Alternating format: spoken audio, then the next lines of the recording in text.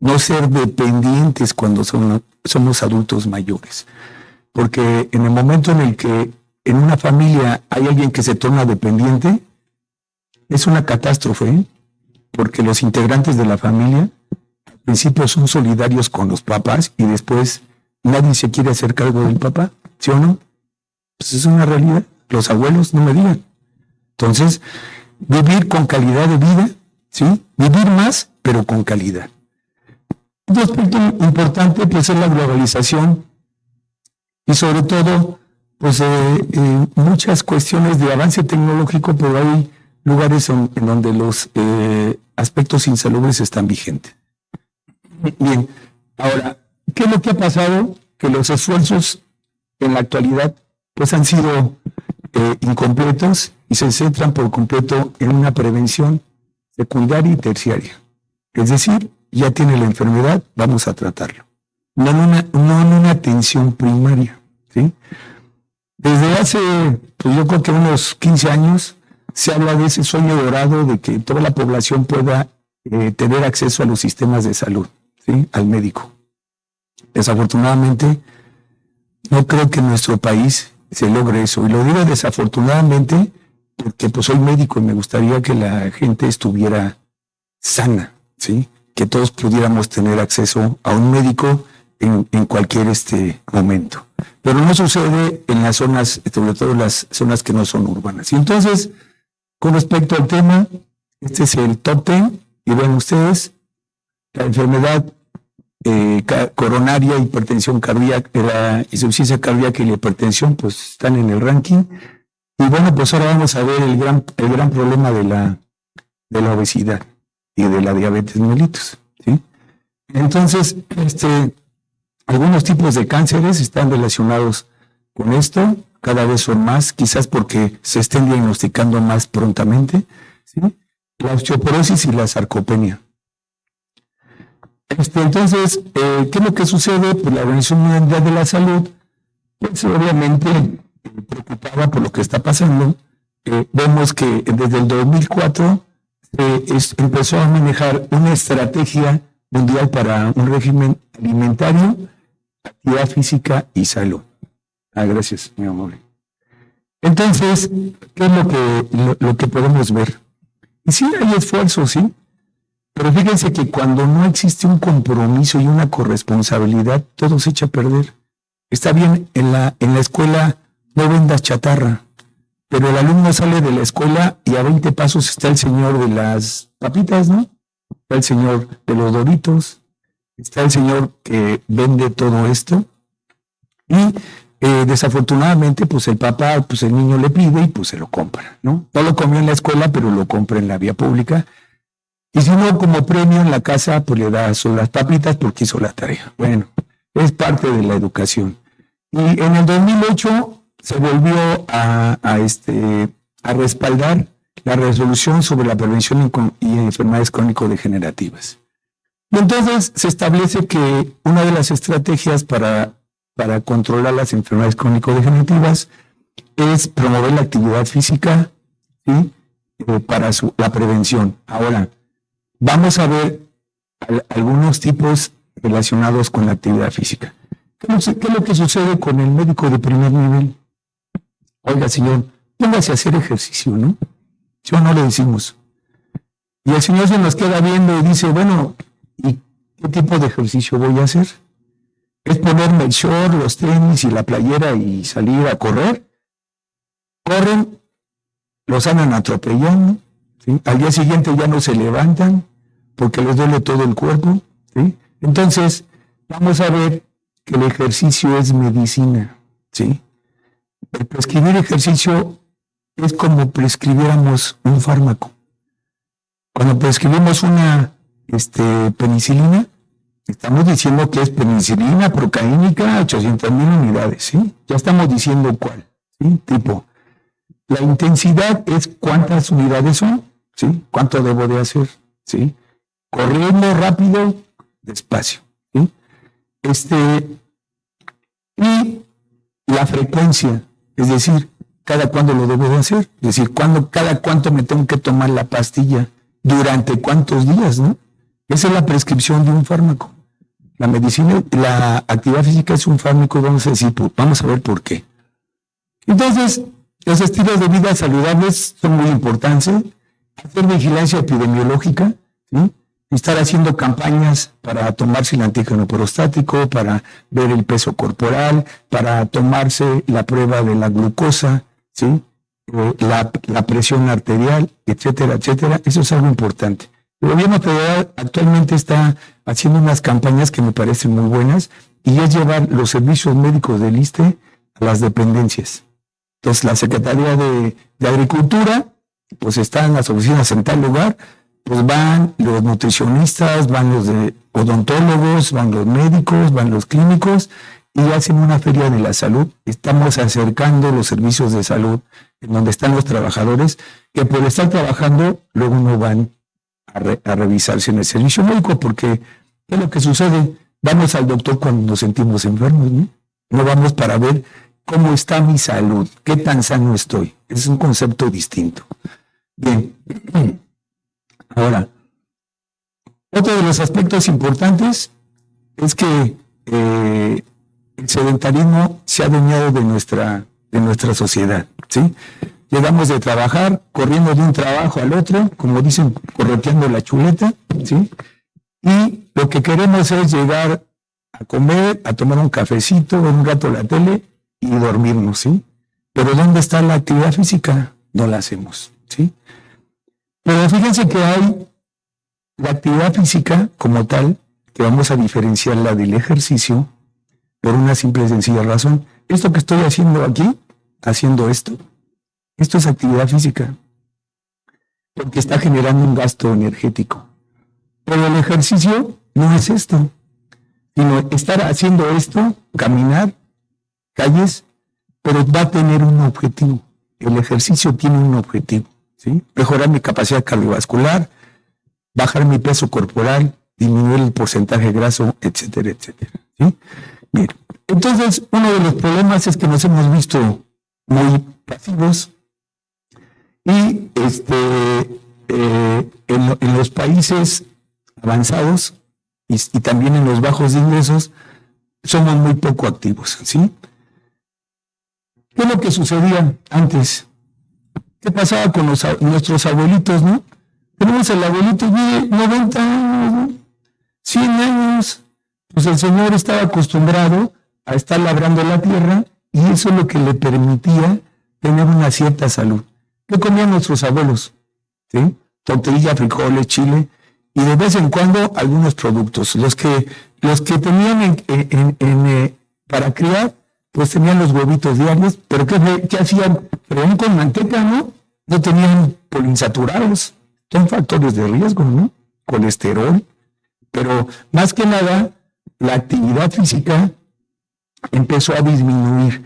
Antes caminaban muchos para ir a la escuela, ¿no? Ahora alquilan el camión y pasa por el niño y lo regresan, ¿sí? Entonces nos hemos vuelto, como dicen en el deporte, de alto rendimiento, pero que aquí somos sedentarios, pero de alto rendimiento, que no nos movemos. Entonces, aquí en todas estas asambleas de la OMS se pusieron que en el 2025 se debería de reducir la inactividad física un 10%, ¿sí? Y no con actividades complejas, eso lo vamos a ver. Bien, ¿qué es un sedentario? Fíjense, ¿qué es un sedentario? Es toda aquella persona que no tiene una actividad física moderada 30 minutos. ¿Sí? Por ahí van a ver un artículo que diga, es aquella persona que no hace 10,000 pasos diarios. La meta es 10,000 pasos diarios. Ya la bajaron, y dijeron, no, 10,000 es un chorro. Vamos a ponerla en 7,000 pasos. En las grandes ciudades, la movilidad es de 3,500 a 5,000 pasos. Y eso está medido, Y todos ustedes jóvenes pueden bajar una aplicación, ¿sí? En donde les dice cuántos pasos dan en un día. Y ahí les dice, usted pasó los 3,500, beneficio. 5,000, más o menos. 7,000 es activo físicamente. Entonces tenemos instrumentos ya para que podamos decir, estoy haciendo una actividad física, ¿sí? Bien, Uno de los problemas es que, pues aquí las mujeres ya nos rebasaron, ¿no? Son más inactivas que los hombres. Y esto no lo digo yo, son las encuestas que aparecen, ¿sí? Entonces, mientras el 81% de adolescentes de 11 a 17 años, pues no mantenían una actividad física. ¿Qué es lo que hacen? Pues llegan rápidamente a la televisión, conectan su computadora o su equipo y se ponen a jugar, ¿sí? Bien, entonces, en el caso de los adultos de 18 años y más, pues se vuelven cada día menos activos. ¿Por qué? Porque solamente en la primaria y en la secundaria las materias de educación física son obligatorias, ya llegan a la prepa y ya es otra onda, ¿sí? Y cuando llegan a la facultad, pues prácticamente no hacen ejercicio, ¿sí? Y aquellos que se meten a algún equipo representativo, pues bienvenidos, ¿eh? En Ciudad Universitaria, pues son más de 350,000 alumnos, pero muy pocos de ellos realizan una actividad física estructurada y formal, a pesar de que hay una serie de instrumentos que pueden ayudar.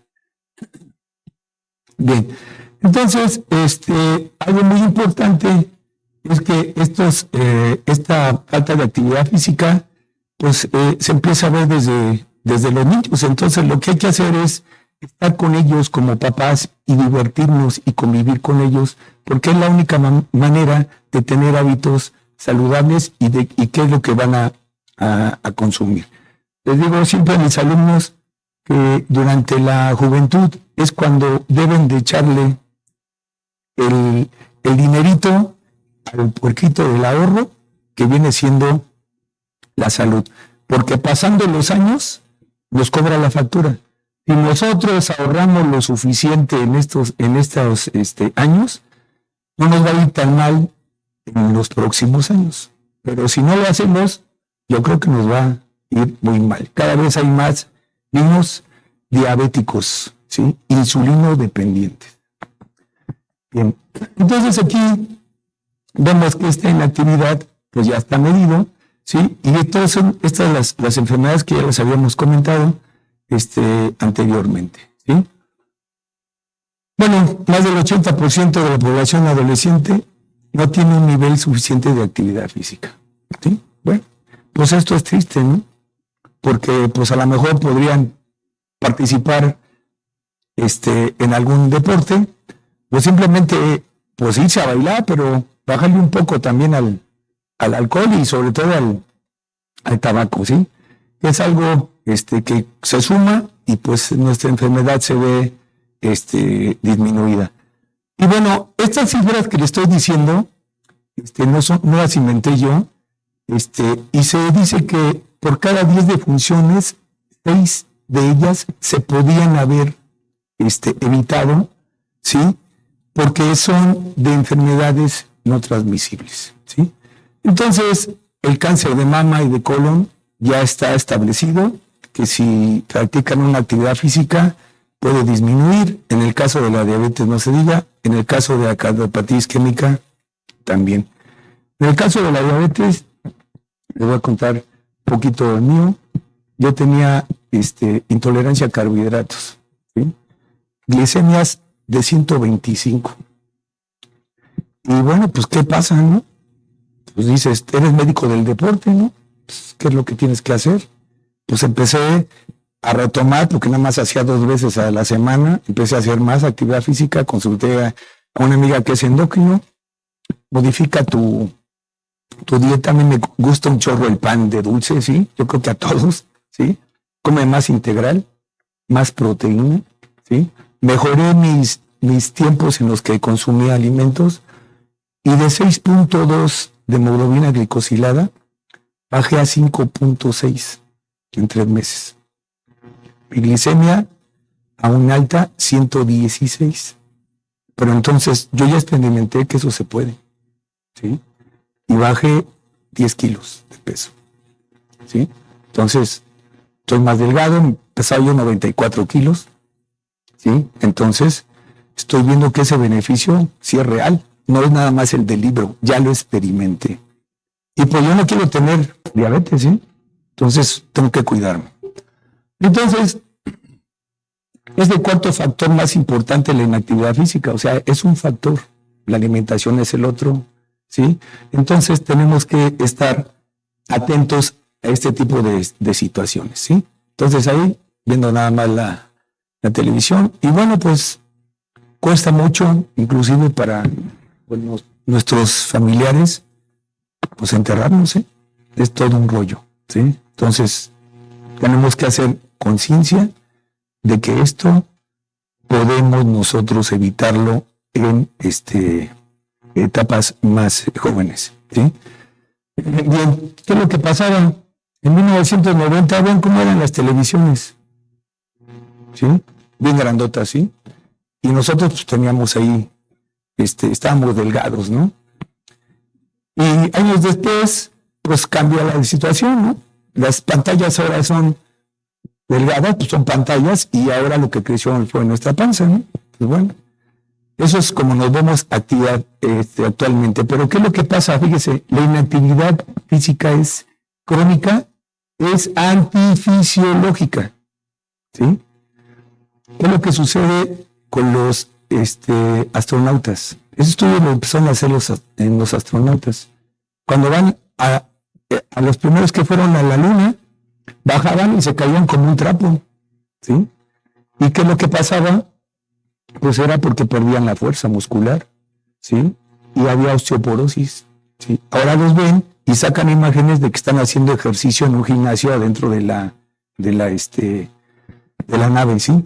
Pero no necesitamos ir a Marte para eso. Ustedes vayan a un hospital, un enfermo crónico que esté acostado todo el tiempo, le pasa lo mismo, ¿eh? No va a tener fuerza para levantarse. Por cada 3 días de inactividad física disminuye 1.5% el consumo máximo de oxígeno. ¿Saben cuánto tarda uno en desarrollar 1.5% de consumo de oxígeno? 2 semanas de carrera. En 3 días se pierde lo que ganamos si hacemos ejercicio en 2 semanas y media. En 3 días se pierde.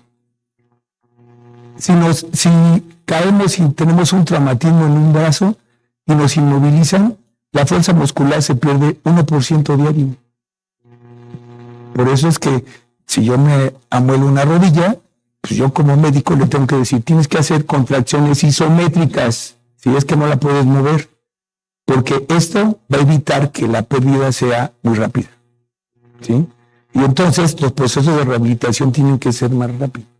Nosotros en medicina del deporte utilizamos esas técnicas.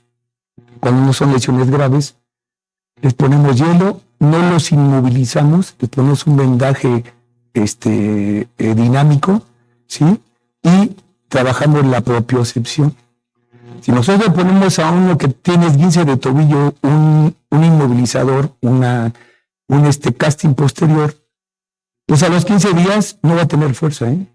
Sí se le deshinchó, pero no va a tener fuerza. Y su rehabilitación va a ser mucho más tardada. Entonces, esos aspectos que vemos nosotros en el deportividad se pueden aplicar a todas las personas, ¿sí? Sin miedo. Una vez hecho un buen diagnóstico. Investigador que se llama Frank Booth, pues dijo, vamos a nombrarle de alguna manera todo esto que pasa. Y le llamó síndrome de muerte del sedentario. O sea, el sedentario se muere más rápido, ¿sí? Y le puso síndrome porque ustedes saben que la definición de síndrome son signos y síntomas de fisiopatología común y de etiología diferente, ¿no? Así se define un síndrome. Bueno, entonces, a partir de ese momento que se acuñó ese tema, pues se vio que eran desórdenes de la salud que finalmente resultaban en un incremento en la mortalidad, ¿sí? Y bueno, hay desórdenes, ¿sí? Sobre todo que provocan discapacidad y muerte por la falta de actividad y por el consumo excesivo de alimentos ultraprocesados, ¿sí? La población en general no está convencida de que con 30 minutos tenga yo salud. Piensan que correr un maratón les va a hacer inmortales. Y fíjense que no es cierto.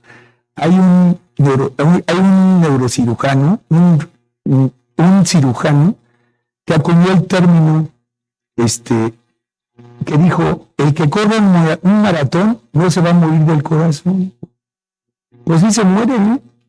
Simplemente en las carreras hay lo que se llama muerte súbita en el deporte, ¿sí? Y ustedes lo ven en la televisión, pero eso es por un exceso, ¿sí? Entonces, la actividad física en las personas que practican deporte competitivo está en el medio, ¿eh? Si me voy para la derecha, me voy al sobreentrenamiento y a una serie de problemas de salud por el exceso de actividad física. Y si no hago, pues entonces también me enfrento a eso por la inactividad física. Entonces hay que buscar un equilibrio en forma individual. Su compañero de al lado probablemente pues tenga más aptitud cardiovascularmente, fuerza, etcétera, etcétera, pero eso lo tendrá que hacer en forma individual, ¿sí? Y aquí no es competir con el de al lado, o contra el campeón mundial. Tengo que competir conmigo mismo, ¿sí? Para ser mejor, ¿sí?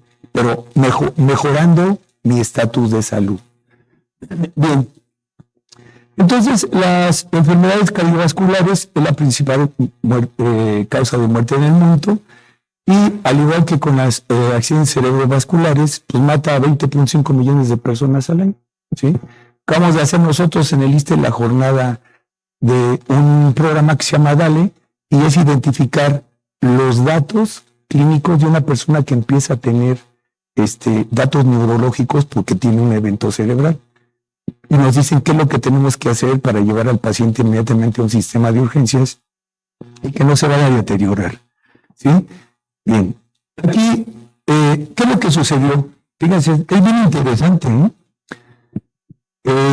¿Cómo se dieron cuenta que la actividad física podría ser benéfica para el corazón? ¿Sí? Pues estos autobuses que ahora pues ya los tenemos en la Ciudad de México, antes eran exclusivos de Inglaterra.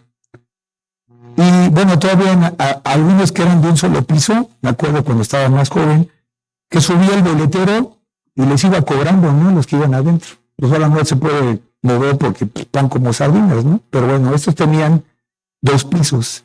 Y el boletero tiene que subir, bajar, subir, bajar.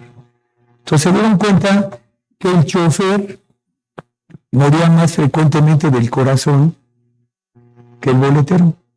Y era porque el boletero subía y bajaba una gran cantidad de veces en el trayecto en una jornada laboral. Esto se comprobó después en otros estudios en donde se observó que en los muelles de San Diego, ¿sí? Los que eran cargadores de los bultos, pues los llevaban y traían y bajaban del barco y los llevaban a los lugares de almacenaje, y pues se dieron cuenta que esas personas no morían tan fácilmente del corazón. Sería interesante saber qué pasa con todas estas personas que se ganan el pan todos los días y que andan con la bicicleta llevando a las personas para arriba y para abajo. Creo que no están tan mal, ¿eh? Habría la posibilidad de hacer un estudio para ver cómo están ellos cardiovascularmente. Es muy interesante eso. Bien. Ahora, hay una serie de carreritas, caminatas, etcétera, etcétera. Y es importante eso, pero no debe de tener los tintes políticos como lo que sucede de que voy a hacer la carrera y la meto al Guinness porque compitieron 1,000 gentes. Y hasta censaron al perro, ¿no? A ver, el perro también le ponemos número y también lo contabilizamos, ¿no? Lo importante es cómo me preparé, ¿sí? Y cuántos de esos que participaron en esa caminata, carrerota, tuvieron un proceso de adherencia, ¿sí? Es decir, cuántos continuaron después de la carrera haciendo el ejercicio. No llegué y el compadre le dice, oye, ¿cómo llegaste? Y no le pregunta, ¿cómo llegaste? Pues sí, ni siquiera estaba preparado, ¿no? Y la verdad le va muy mal. Entonces, pero esos esfuerzos que son aislados tienen que tener un objetivo muy específico y que puedan manejar. Entonces, una de las cuestiones es que esos estudios están ya establecidos y publicados en varios journals en Circulation, en el American Journal of Cardiology, en donde precisamente se pueden revertir muchos procesos cardiovasculares. ¿Qué es lo que sucede cuando ustedes, cuando alguien tiene un evento coronario? ¿Sí? Después de que lo tratan, si le ponen un stent, ¿qué le ponen a hacer? Le ponen a hacer ejercicio, ¿no? Como un proceso de rehabilitación. ¿Y saben por qué? Porque el estar haciendo la actividad física va a provocar que se generen vasos colaterales en el tejido que ya estaba muerto. A un lado se empiezan a generar vasos sanguíneos y esos suplen de alguna manera todos los vasos que se cerraron por el taponamiento, ¿sí? Lo mismo sucede con el músculo, ¿eh? Si ustedes realizan actividad física regular, va a haber mayor cantidad de vasos sanguíneos. Y esos vasos sanguíneos, ¿saben en qué se van a traducir? Se van a traducir en hacer el músculo más eficiente para el trabajo mecánico, pero también, ¿qué sucede con la presión arterial? La va a bajar, ¿sí? Yo siempre les digo a mis alumnos, miren, es una manguera y al final sale con cierta presión el agua. ¿Qué pasaría si yo le hago orificios en el trayecto de la manguera? ¿Cuánta presión va a llegar allá? Menor, ¿no? Eso sucede haciendo la comparación con el músculo, ¿sí? Y entonces el ejercicio aeróbico, que ya veremos qué es el ejercicio aeróbico, va a ser algo muy importante para el sistema cardiovascular, ¿sí? Ahora, ¿qué es lo que sucede? Llega un paciente y le dice al doctor, a ver, yo quiero meterme a hacer actividad física, pero quiero ir al gimnasio. ¿Ustedes le recomendarían actividad física de gimnasio a un hipertenso? A ver, ¿quién dijo que no? ¿Quién dijo que no? Claro que sí, pero con ciertas características. Dijimos que el ejercicio lo íbamos a tipificar si va a ser aeróbico, si va a ser anaeróbico, ¿sí? Entonces, si le pongo a hacer muchas repeticiones con poco peso, es un ejercicio aeróbico que no va a cerrar los vasos sanguíneos y no se va a afectar la presión arterial. Y esos pacientes que a lo mejor eran hipertensos limítrofes, después de tiempo, ¿sí?, y de un buen entrenamiento, pueden ser normotensos o disminuir en forma muy importante el medicamento que toman para controlar la presión. Todo lo mismo que tome 50 miligramos a que me tome la mitad de la pastilla y controlo, ¿verdad? Todo eso es parte del beneficio, ¿sí? Bueno, otro aspecto muy importante es el costo energético. Créanme que esto, a veces hasta caemos en polémicas. Una persona que corre, ¿qué será? 30 minutos de actividad física, ¿saben cuántas calorías pierde? Yo pierdo muchas, como 80, por ahí así, 100 calorías. ¿Qué es lo que pasa? Salgo de mi carrera y me echo mi coca, ¿sí? Con esa coca ya rellené las 80 calorías que perdí, ¿sí? Entonces, la restricción calórica es una de las formas más efectivas de reducir el peso, en conjunto con la actividad física, ¿sí? Es la fórmula importante para esta situación, ¿sí? Bien, este es un cuadro en donde podemos ver la relación que existe en la mortalidad cardiovascular, que está con rojo, ¿sí? Bueno, perdón, en hombres y en mujeres, ¿sí? Y entonces ustedes ven en las primeras dos líneas que son personas inactivas y ven hasta dónde está, ¿sí? Muertes por cada 10,000 personas por año. Y vean ustedes en las personas activas. Allá era 24.6, acá es 3.1. Pues es una evidencia, ¿sí? Y bueno, aquí en el caso de los mexicanos es una estadística que ya tiene algunos años, pero vean los hipertensos, ¿sí? ¿Saben cuál es el problema? Es que la hipertensión arterial es silenciosa. Y nos damos cuenta cuando alguien así, voy a que me tomen la presión y de repente, y lo único que se quejaba era de dolor de cabeza. Pues es hipertenso y no se sabía hipertenso. Lo mismo sucede con la diabetes. Por eso es que tenemos que ir con el médico en forma regular, no cuando nos sintamos enfermos, sino para checar el grado de salud que tenemos. Bien, aquí viene la composición corporal. Y cuando siempre pongo esta lámina, pues todo el mundo se empieza a ver. ¿Dónde está la pancita? ¿Verdad? Bueno, entonces, la masa muscular es metabólicamente activa. La grasa es metabólicamente activa, pero en un grado mucho menor. Por eso nos conviene tener masa muscular, porque incluso aumenta la sensibilidad a la insulina, ¿sí? Entonces, si tenemos un músculo activo, la sensibilidad a la insulina es mejor, ¿sí? Aquí nos dicen, por ejemplo, el porcentaje de grasa en el hombre debe de ser alrededor del 18%, y las mujeres es un poco más porque tienden, por la cuestión del sexo, tener un poco más de grasa, sobre todo en las caderas, ¿sí? Esta fórmula la conocen, ¿sí? Es el famoso índice de masa corporal, ¿sí? Es una medida que nos dice,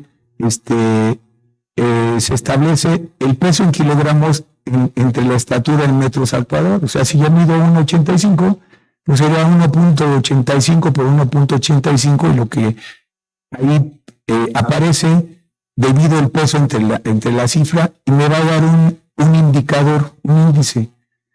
Si estoy menor de 25, 24.9 dicen los libros, pues estoy en mi peso, ¿sí? Un índice de masa corporal normal.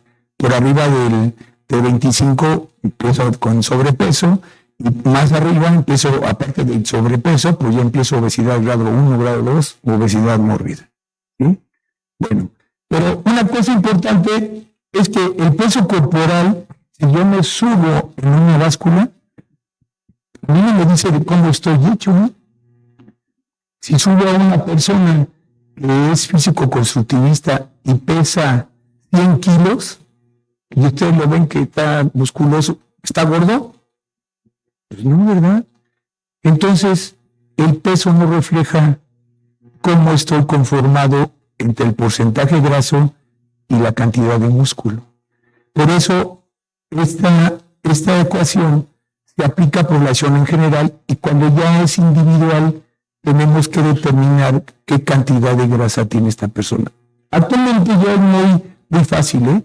Hay una serie de instrumentos que venden en varios lugares, farmacias grandes como la Lanceta, que se llaman dinamómetros por bioimpedancia magnética. Ustedes lo toman y les dice el porcentaje graso que tienen. Lo importante cuando entremos a este proceso es que el porcentaje graso disminuya y la masa muscular aumente. ¿Y qué es lo que pasa cuando sucede eso? Si yo me subo y aumento la masa muscular, ¿pesaré lo mismo o más o peso menos? Peso más, ¿verdad? Porque el músculo contiene agua. Y esa conformación hace que yo pueda pesar más. Pero ¿saben dónde se da uno cuenta? En las tallas. Generalmente empiezan a ver que la ropa les queda más delgadita, pero pues a lo mejor el chamorro ya les creció, mejor el conejo ya les creció. Entonces esa es la cuestión por la que la masa muscular es algo muy importante.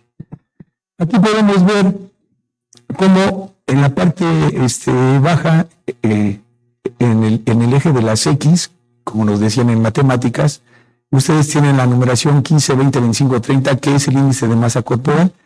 Entonces, hacia arriba, en el lado de las Y, podemos ver el riesgo de mortalidad.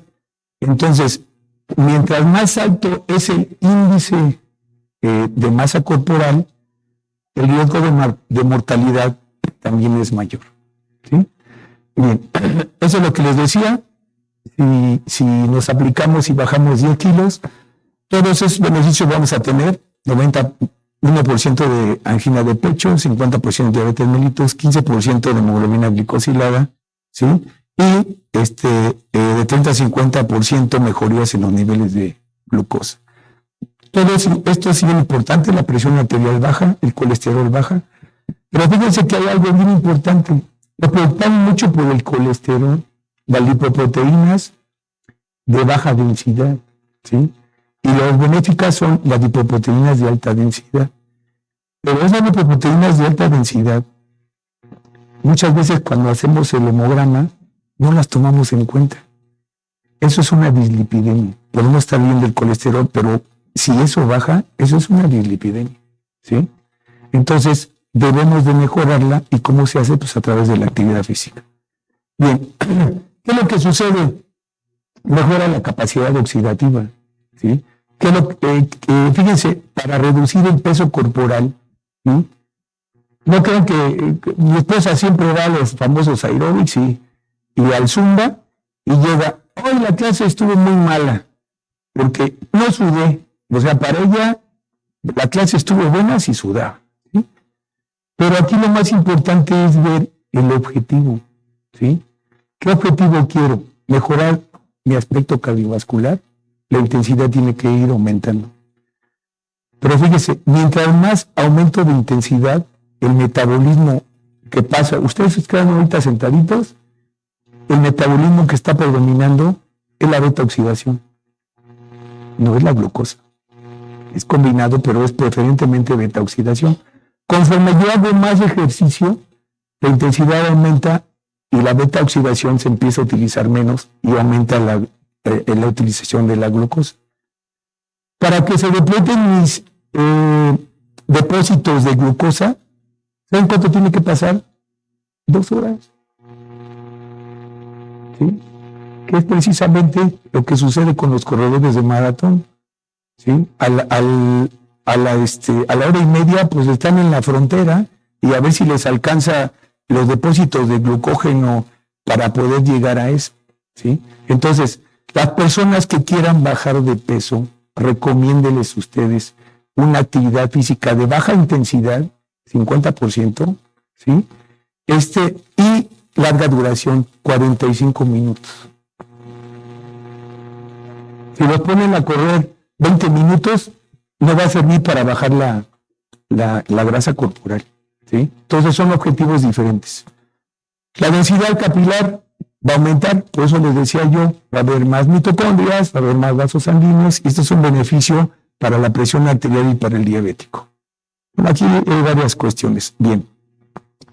Ahora, ¿qué es la actividad física? Lo que les decía, es un movimiento que lo que va a provocar es un gasto energético, ¿sí? Incluye las actividades de caminar, subir, bajar escaleras, hacer actividades domésticas, pero no tienen un objetivo de beneficio, ¿sí? Lo estamos haciendo porque tengo que ir al pan, porque si no me echo mi cafecito, ¿va? O al súper a coger a comprar algunos alimentos, ¿sí?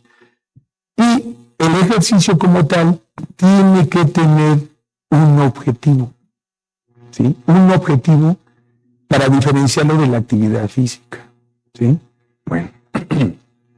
¿Y qué es lo que sucede? Acá decíamos algunas actividades. Vamos al súper, llegamos con el carro, aquí está el de los discapacitados, y me meto ahí porque queda a tres pasos, ¿no?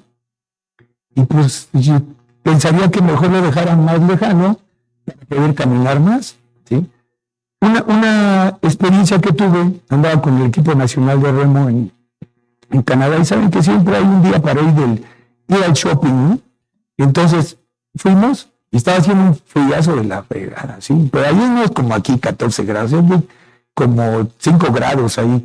Entonces de repente vi que había muchas personas, era un grupo como de 20, y estaban subiendo como en Perisur por diferentes niveles.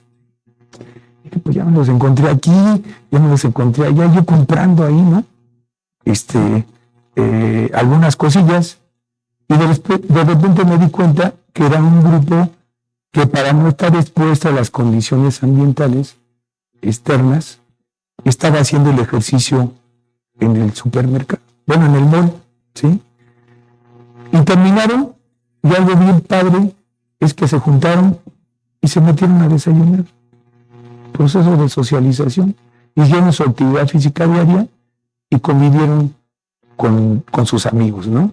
Esas son alternativas importantes, ¿sí? Bien, esto es lo que les comentaba de las mejorías. Ahora, hay que hacer una evaluación diagnóstica para determinar qué limitantes tiene una persona para hacer tal o cual ejercicio. Porque de repente pues vemos que el médico general le pone, ¿puede hacer actividad física? Pues sí, la puede hacer, ¿no? Pero yo les preguntaría, cualquier tipo de actividad física o cualquier tipo de ejercicio, si una persona tiene un antecedente de que cuando era niño tenía procesos convulsivos y después se le quitaron, a ese joven o niño lo metería yo a jugar fútbol americano.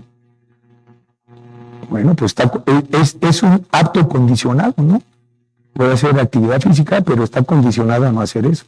Alguien que tuviera un solo órgano par y que haya perdido el otro,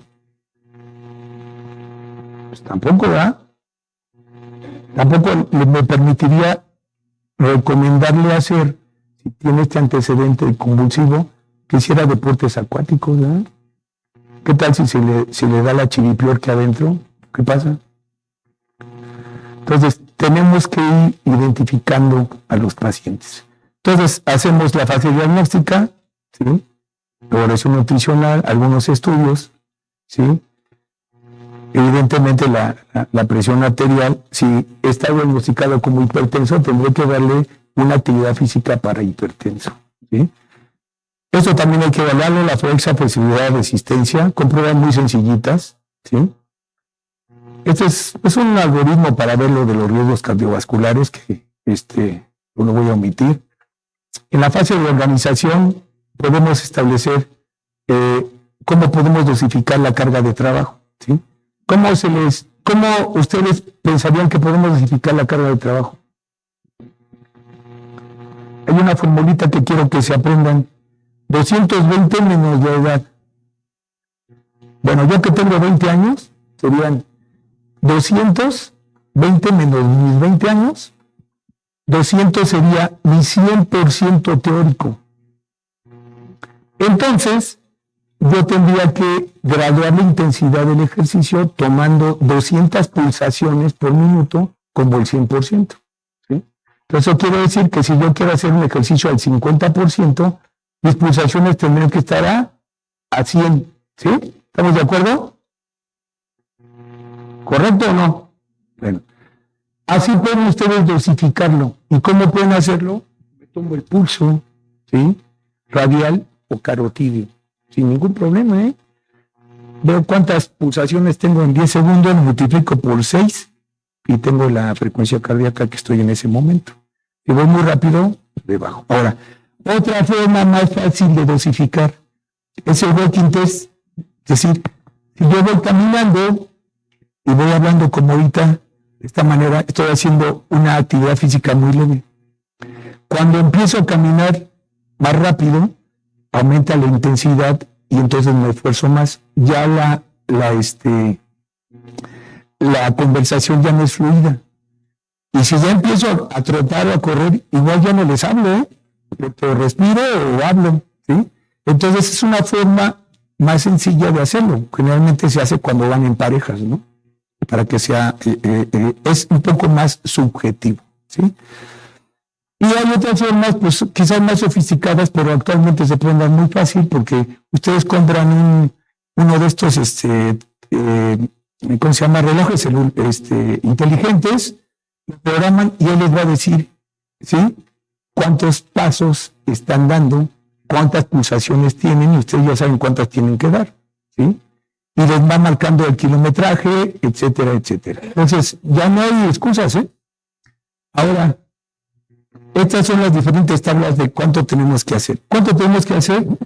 La Organización Mundial de la Salud dice, son 30 minutos diarios, ¿sí? Y vamos a ver que hay unas particularidades durante todos los días de la semana. Si lo hacemos de lunes a viernes, podemos hacer 2 días de actividad física, pero contra resistencia. Es decir, para fuerza. ¿Y saben por qué? Yo les preguntaría, ¿ustedes recomendarían a una señora de, 60 años de edad y le hicieron una densitometría y tiene osteopenia? Le dirían, póngase a hacer ejercicio. Oiga, doctor, pues me queda muy cerca una alberca. ¿Le recomendarían ese ejercicio? A ver, chicharros, ¿qué? ¿Por qué sí? A ver, cardiovascularmente le va a hacer un beneficio, ¿sí? Va a haber muchos grupos musculares, pero para la salud ósea, ¿esa actividad sería buena? ¿Por qué no? Bueno, las actividades acuáticas, el cuerpo en una alberca pesa el 10% de su peso corporal. Si peso 80 kilos, peso 8 en el agua, ¿sí? Bueno, ¿y qué es lo que pasa? El hueso, para poder integrar las sales cálcicas, tiene que tener una deformidad axial. Si no se hace eso, no se integran las sales cálcicas. Entonces, si la meto y tiene osteopenia, al rato va a tener osteoporosis. Entonces, la actividad para las personas que tienen ese problema, pues es esto. Estoy golpeando, ¿sí? Lo puedo hacer con ligas, ¿sí? Haciendo contrarresistencia. Y puedo hacer unas actividades acuáticas y la otra me meto al gimnasio a hacer un poquito de pesas. ¿Estamos de acuerdo? Eso es una actividad orientada por una patología. Aquí vemos la dosis que se puede ir manejando, pero quiere decir una cosa: si aumentamos la dosis bruscamente, generalmente vamos a tener que nuestro organismo va a respingar y entonces podemos tener lesiones. Por eso tenemos que ir en forma graduada, ¿sí? Bien, aquí les decía lo de la utilización de los carbohidratos contra la grasa, ¿sí? Vean ustedes, a menor intensidad, utilización preferentemente de las grasas, y actividades de más intensidad, actividades preferentemente de los hidratos de carbono. Aquí están de los triglicéridos. No nada más es hacer la dieta libre de azúcares simples, sino también tener esta participación de la actividad física para mejorar la utilización del glicerol. Eso de carreras de baja intensidad y larga duración es lo que les decía. Puedo hacerlo intensidad aumentada y puede disminuir la distancia, o aumentar la distancia y disminuir la intensidad. Se juega con estos dos elementos, ¿sí? Entonces aquí vemos que hay recomendaciones para niños de 5 a 17 años. Estos niños no les vamos a recomendar 30 minutos, les vamos a recomendar 60 minutos, ¿sí? Porque necesitan más movilidad. Otra cosa importante es que la hormona del crecimiento durante la actividad física, en que se incrementa su liberación, ¿sí? Y pues más o menos a la edad de los, ¿qué será? Primaria, cuando nos enfrentamos a nuestra compañera, pues a veces nos ganan, ¿no? ¿Por qué será? Porque las mujeres tienden a tener un proceso de maduración más rápido que los hombres. Las mujeres dejan de crecer a la edad de la menarquia. Ya no crecen 1 o 2 centímetros y se acabó. Los hombres empiezan a crecer más tardíamente porque la producción de la testosterona se hace en la edad juvenil, 13, 14, 15 años, ¿sí? Entonces, yo me acuerdo que me sentaba en las primeras filas, ¿no? Ya después crecí, mido en 85. Entonces, ya no. Bueno, esto de 18 a 64 años de edad se recomiendan los 150 minutos diarios, ¿sí? Y alternarlo con 75 minutos semanales de actividad física intensa, pero haciendo diferentes situaciones. Aquí vemos mayores de 65 años. ¿Saben por qué hay tantos problemas de caídas en el adulto mayor? Sarcopenia, que es igual a falta de fuerza y de control, ritmo, ¿sí? Y fundamentalmente por eso se caen. ¿Qué hacemos? Le duelen las rodillas. No te muevas para nada. Ahí está, mira, y te pongo tus novelas y ve las novelas. ¿Sí? Pues no. Sentados podemos hacer una infinidad de ejercicios que no se sabe. Ahorita mis compañeros de la universidad les van a enseñar a hacer muchas actividades sin moverse mucho, ¿eh? No crean que se van a ir de aquí a Puebla corriendo. Van a ver lo interesante, ¿sí? La fase de seguimiento y ¿qué es lo que sucede? Disminuir el número de camas por enfermedades crónicas, ¿sí? A mí me piden una cantidad exorbitante médico de primer nivel. Es una señora de 70 años que tiene diagnóstico de gonartrosis. Tómale las placas. Ok, ya le tomé las placas. ¿Y ahora qué vas a hacer con ella? Si está gordita y tiene 70 años. ¿Ustedes creen que va a aceptar la viscosuplementación? Pues va a mandar por un tubo, ¿sí? ¿Ustedes creen que le digan, no, pues sí tiene un desgaste articular, vamos a hacerle una limpieza articular, o vamos a ponerle una prótesis, es hipertensa y diabética? Pues no, ¿verdad? Pues tenemos que buscar las alternativas, incluso en su casa, de lo que tiene que hacer. ¿Sí? Y bueno, ese es el caso de los niños que ya hemos platicado, las opiniones de expertos, lo que les había comentado, ¿sí? Las conclusiones. Inicia hoy, nunca es tarde para empezar. Nunca es tarde, ¿no? Tenemos que tomar la decisión. 2, poco es mejor que nada. Si empiezo caminando 5 minutos, 5 minutos es mejor que nada. Vive para caminar y disfrutar. Entonces viene un parque, padre, si me doy un parquecito. Y no corras por tu vida. Pues llega un momento en que andamos corriendo por vivir más, ¿no? Cuando lo pudimos haber hecho antes. Entonces el ejercicio es medicina, y esto es bien importante. En la carrera de la salud, todos son ganadores. Aquí no hay perdedores, ¿sí? Porque es mi salud, ¿sí? Bien, entonces, eso es por mi parte.